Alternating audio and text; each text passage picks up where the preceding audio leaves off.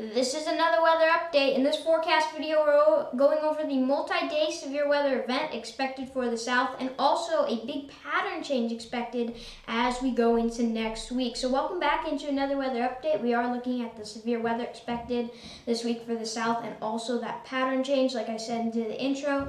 Right now we are looking at the composite radar reflectivity. So this is going to pretty much depict what the radar is going to look like as we go into the future. Again, we do have this enhanced risk for severe weather. This includes Dallas, Shreveport, Jackson, and Alexandria. We do have that enhanced risk for severe weather. 10% chance of tornadoes, so a couple tornadoes could be expected with as these storms come through. 30% risk of wind and a 15% hatch risk of hail with this storm. So let's look at what the radar could look like as we go into the future here. So as we go into around 6, 7, 8 p.m. here, we do see these storms starting to pop up here just to the north of Dallas and just to the south of Oklahoma City. We do see those storms start to fire up, and those storms right in front of that line here around 9, 10 p.m. we could see some storms right in front of that line, and those storms right in front of that line, because they're by themselves, they're not a part of the cluster of storms really, they could become tornadic. So I think we do have a threat for tornadoes with those isolated cells, and also a pretty big hail threat when you have those isolated cells, those isolated supercells that could become tornadic. We are going to see probably some hail. Usually when you have those storms, you do see some hail. So especially in the front of this line and just in the line or cluster storms, whatever you want to call it, it's kind of more of a cluster here. We are going to have that big hail threat. So as we go into around 10, 11 into midnight here, we do see this cluster storms go through the Dallas area. You might get woken up there in Dallas from these storms. So just make sure you're going to be expecting that, because some storms are going to be coming through late tonight in the Dallas-Fort Worth area. So as we go into around 3 a.m. here, early morning, these cluster storms do move into Mississippi. We still have those storms out front of the cluster storms, and those again could become tornadic. That's why we have that 10% of tornadoes where that cluster storm is. So I think in these areas we are going to have the biggest chance for tornadoes. Maybe make that a little bit smaller.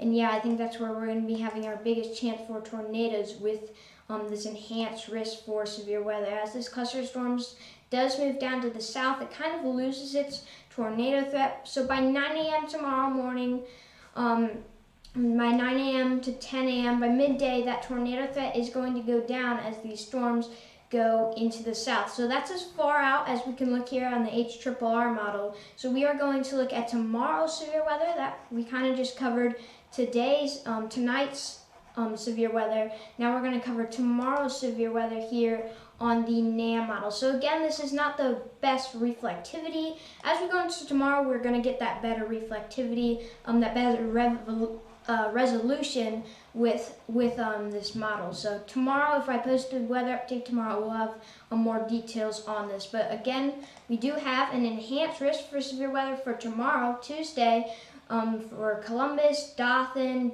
Mobile, Charleston, and Savannah, and just south of Atlanta. We do have that enhanced risk for severe weather. Pretty much the same threats here. 10% hatch risk for tornadoes, 30% risk of wind, and also a 15% risk of hail here. Yeah, like I said, pretty much the same components with this storm, but it is going to be kind of a different setup. So looking here at the model, you can see these storms coming through late tonight into tomorrow morning. But as we keep going here, these cluster of storms up here in Georgia, Alabama, and Mississippi, that's where we're going to watch for another threat for severe weather here. Around 12 p.m. all the way into the afternoon and then to the evening there, you can see here we do have that big threat for severe weather over here in Georgia, Alabama, into South Carolina here. You can see those storms. That line of storms, that cluster storm, as it goes through, there is going to be a threat for severe weather. And again, we do have that 10% risk of tornadoes. Again, we'll get more on this tomorrow, but we do have that enhanced risk tomorrow. Let's pull it up one more time here. We do have that enhanced risk for severe weather. Slight risk right outside of it, and that marginal risk. So 3 out of 5 here on the scale. We do have that enhanced risk as those storms come through Georgia, South Carolina, Alabama, and eastern parts of Mississippi. So now we are going to look at the Cape, and this is kind of what the storms really need to get fired up to start developing, what they really need to start developing into really big thunderstorms here. So we're looking at the Cape right now. Convective available potential energy. This powers our storms. This fuels our storms.